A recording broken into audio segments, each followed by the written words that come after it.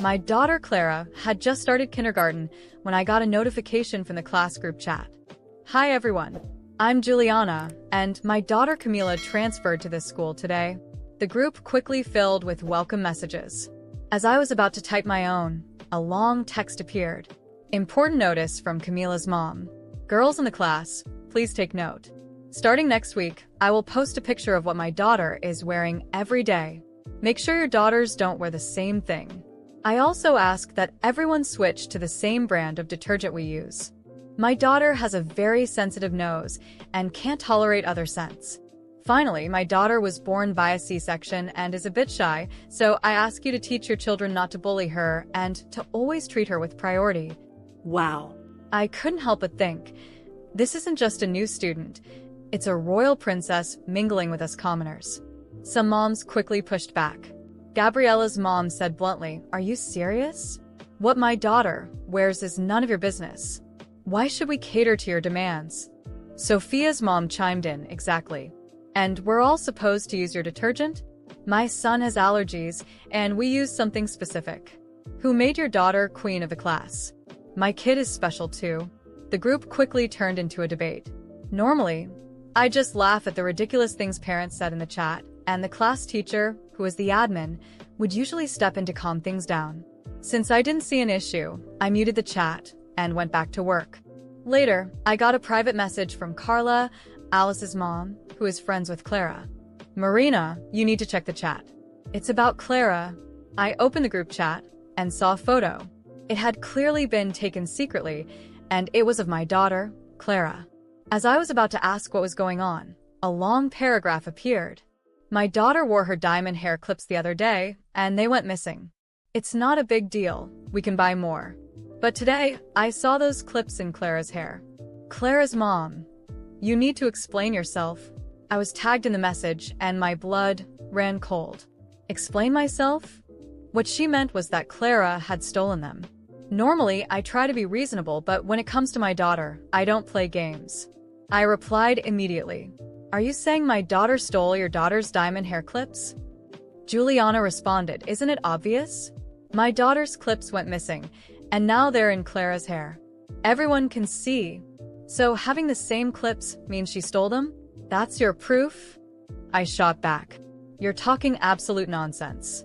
If you like accusing people, maybe you should be a detective or a lawyer." I continued, "Take a good look, with those eyes that aren't full of sleep. My daughter's clips were custom-made for her birthday, and they have her initials on them." I sent a close-up picture of Clara's clips in the chat. "If you lose something, call the police. Don't accuse a 5-year-old. We've all been through elementary school. We should know better." She clearly didn't expect me to be so direct, and went silent. Another mom tried to smooth things over. "Marina, you're being a bit harsh. This is a civilized group.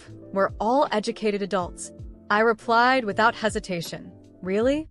You didn't see a problem with her accusing my daughter of theft? Calling a 5-year-old a thief is civilized? Well, if it happens to your child, I hope you can maintain your civility. You two are the same. One talks nonsense, and the other tries to sound morally superior while staying ignorant. Look at your profile pictures. Both of you are using the same scenic photo. What are the chances?" The group exploded. The teacher eventually removed Camila's dad from the chat to calm everyone down.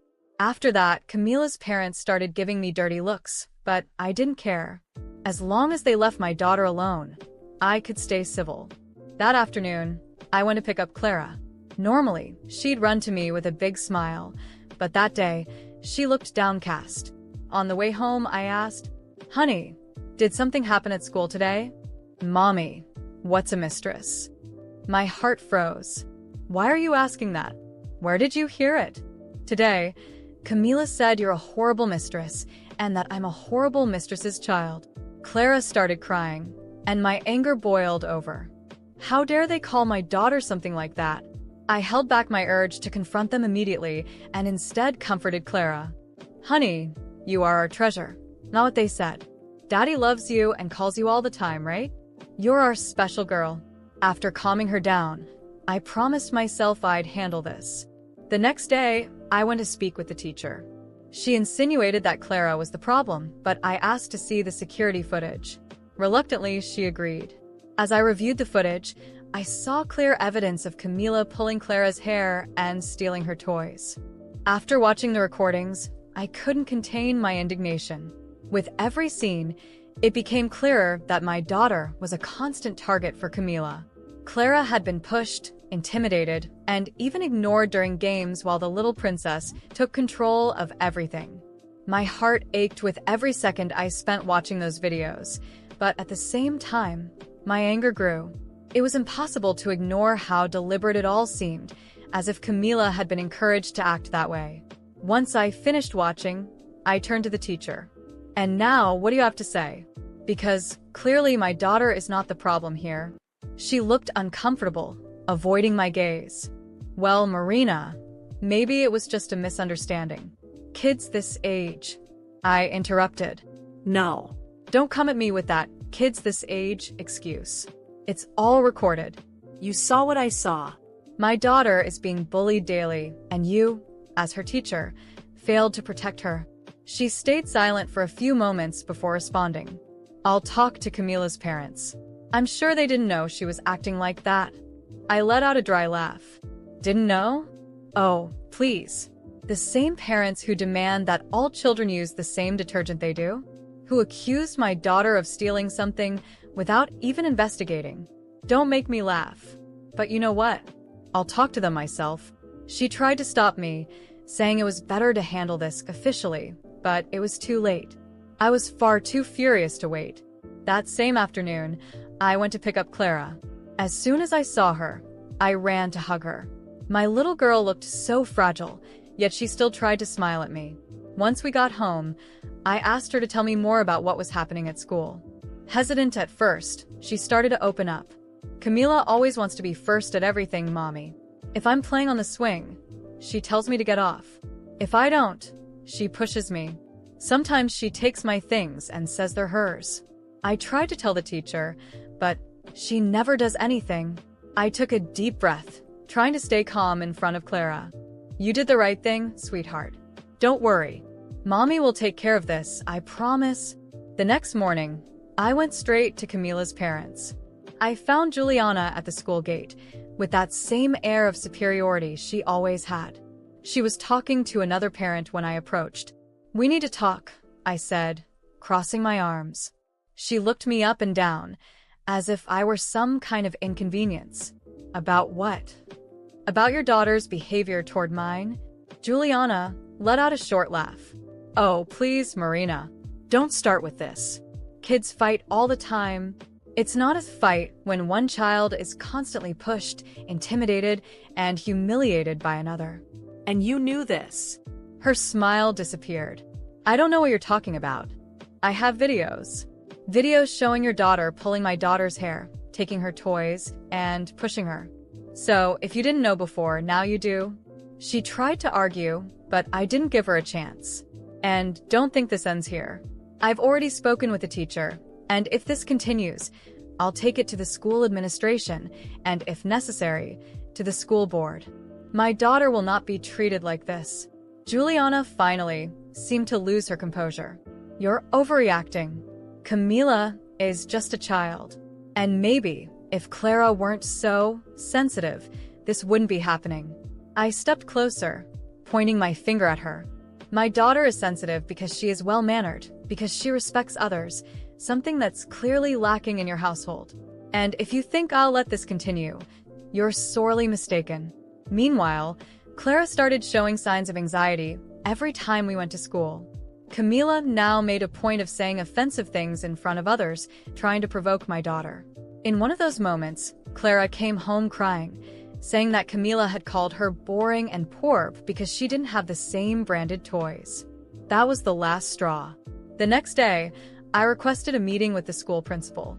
I explained everything, showed the videos, and even shared messages from the parent group. There was no way to ignore what was happening. The principal promised to take action, but I knew I had to go further.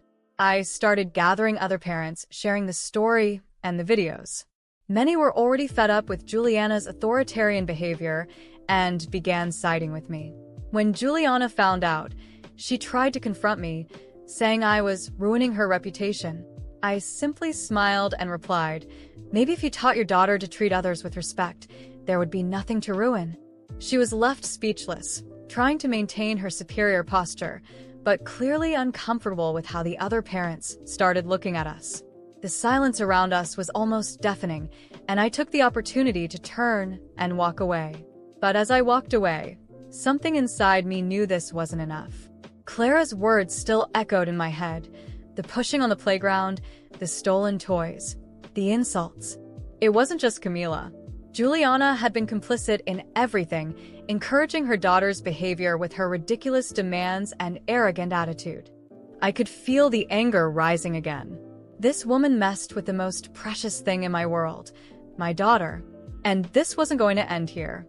If Juliana thought it was over, she was gravely mistaken. I knew exactly how to deal with someone like her. It wouldn't be in front of everyone, nor with more direct confrontations. No. I had a much better idea. As I walked home with Clara, a sense of determination washed over me.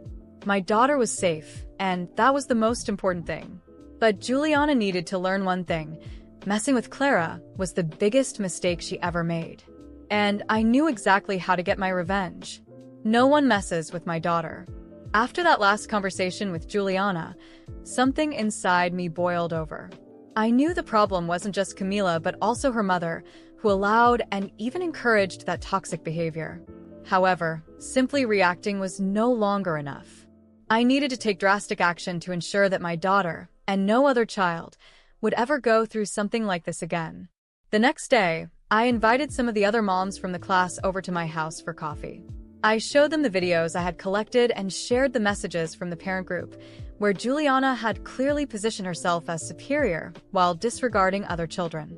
It didn't take long for them to start venting. "My daughter has also complained about Camila," said Gabriella's mom. "She always wants to be the center of attention. And Juliana is unbearable," added another mom.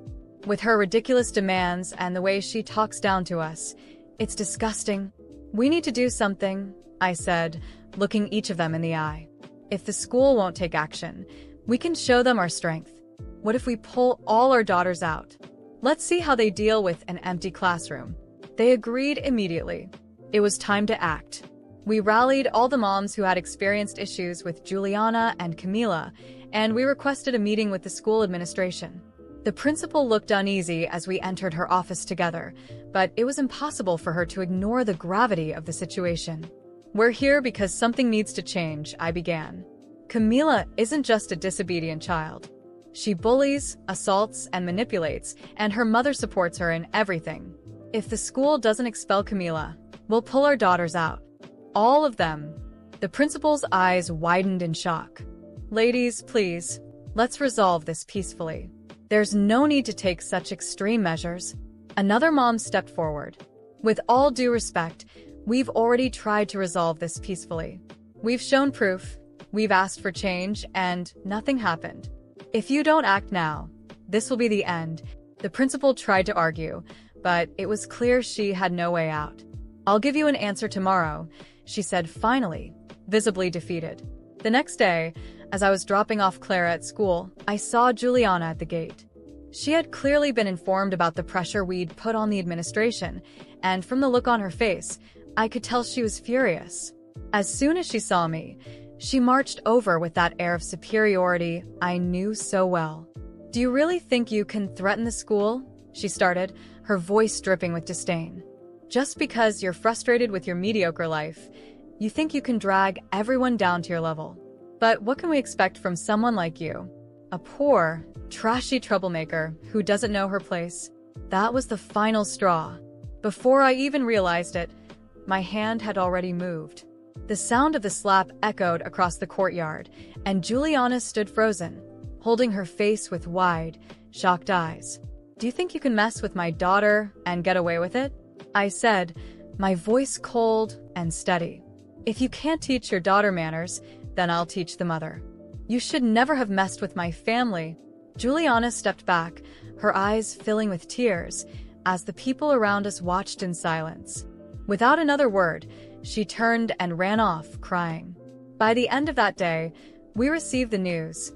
Camila had been officially expelled from the school, along with Juliana. The announcement was met with a mix of relief and satisfaction from the moms who had joined our effort. When I got home, Clara was peacefully playing in her room. I sat on the couch and took a deep breath. Although I had achieved what I set out to do, I didn't feel particularly proud of what I had done. Confronting Juliana in that way wasn't something I had planned, but it had been inevitable. Even so, there was a small sense of satisfaction in knowing my daughter was finally safe. If Juliana thought she could intimidate others without consequences, she now knew there were limits. And as for me, I had kept my promise. No one messes with my daughter.